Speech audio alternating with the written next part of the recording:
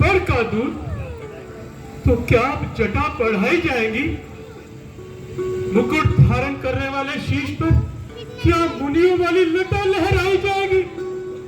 बस प्रभु, बहुत हो चुका। महारानी के कई की आज्ञा पूर्ण हुई। ये वन का श्रृंगार अब देखा नहीं जाता।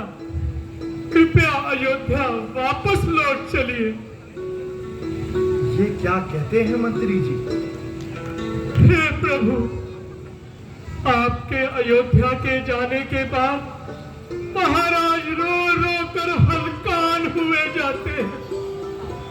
हर सांस के साथ राम, हे राम पुकारते हैं और अपना सिर पीटे जाते हैं।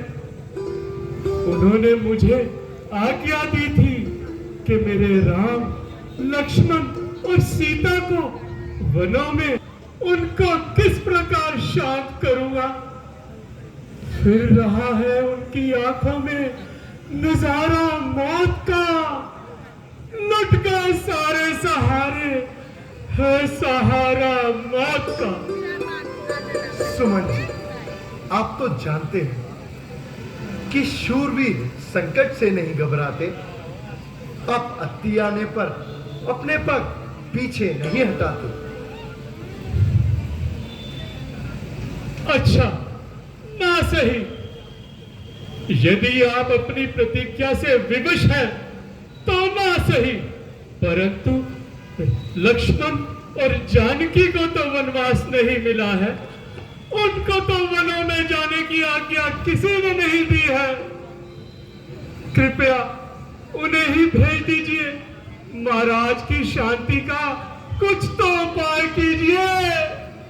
सुनिए मंत्री जी, मेरी एक बात ध्यान से सुनिए। जिस नगरी का राजा बिना सोचे विचारे अपने वचन हार जाए और अपनी संतान को वनवास दिलाए, उस राजा का और उस नगरी का भला कौन सम्मान करेगा?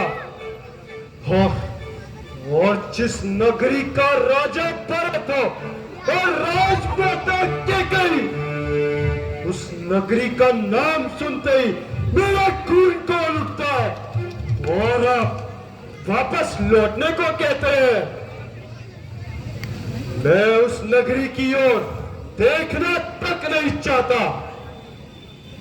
प्यारे मंत्री जी, लक्ष्मण की बातों पर ध्यान ना दीजिए और मेरे तरफ से पिताजी को कहना कि हमारे वियोग में आहे ना भरे। इस दुख को शांति से सहन करें। 14 वर्ष जल्द ही बीत जाएंगे और हम सब अयोध्या लौटकर उनके दर्शन पाएंगे। धिक्कार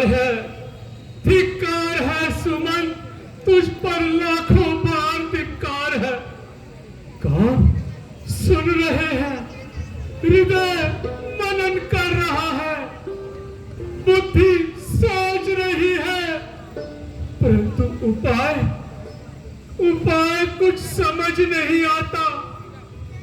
क्या करूं है विधाता, क्या करूं ऐसे विकट समय में? क्या करूं, क्या करूं, क्या करूं?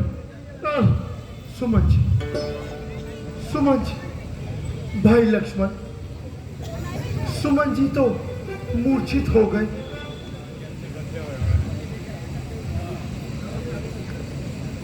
भाई लक्ष्मण, अब हमें आगे चल देना चाहिए। नहीं तो सुमन जी का दुख मुझसे देखा नहीं जाएगा और हमारे साहस में विघ्न आएगा। जो आज्ञा भैया।